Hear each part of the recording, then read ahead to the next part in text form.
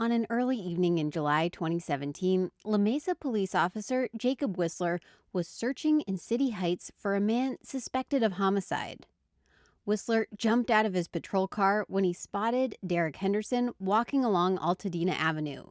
Whistler chased Henderson into an alley.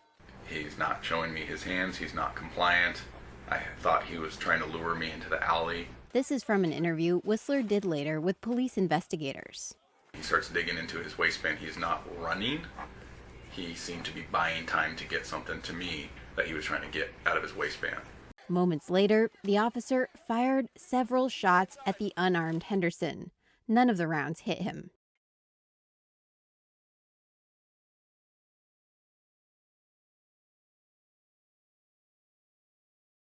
Roughly 2 years later, a worker at BNSF Railway on Cesar Chavez Parkway called the San Diego Police Department.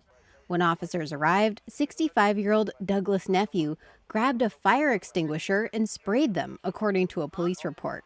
Police ordered Nephew to stop. Instead, he walked away, first picking up a 10-foot wooden stick, then several railroad spikes. Moments later, Nephew threw a spike at officers, but they never drew their guns. Instead, they used beanbags, pepper balls, and finally a police dog to subdue him. Why was Henderson shot at when police used less than lethal force on Nephew? That's impossible to know for certain, as each interaction with police has its own set of circumstances. But there are two clear facts. Henderson is black and Nephew is white.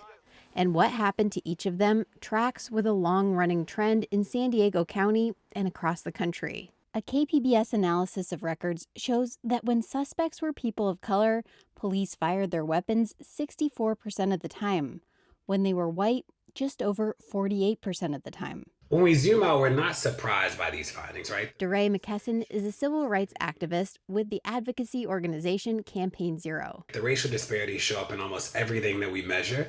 In things that we don't measure, we are confident that people's lived experience is also true. Similar to the KPBS analysis, research done at USC shows that people of color are shot more often regardless of the circumstances.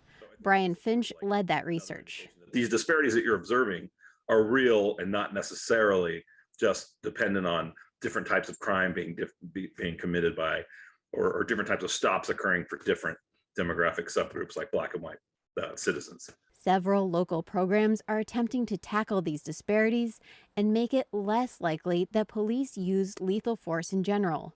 In March 2019, San Diego County District Attorney Summer Stephan rolled out an 8-hour de-escalation training program for local law enforcement agencies.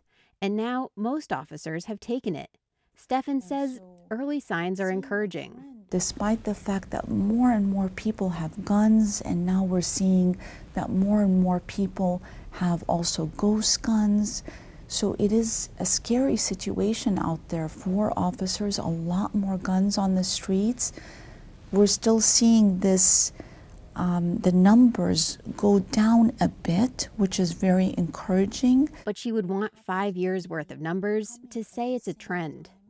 Local police departments have made their own policy changes, many of them mandated by the state.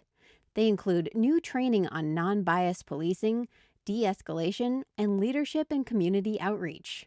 The SDPD has updated its use of force policy to require that officers make specific efforts to de-escalate a situation before drawing their guns. But for many in the community, it's too little, too late. There's racism among police officers that can't be overcome with training, says DARWIN FISHMAN of the Racial Justice Coalition of San Diego.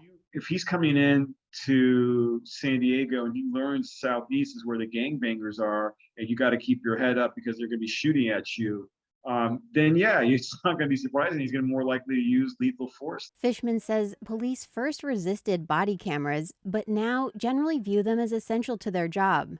He hopes that soon police will embrace de-escalation in the same way. And it can't be smoke and mirrors. There has to be substantial change. He says that will lead to more trust in the community and fewer people killed. Claire Trageser, KPBS News.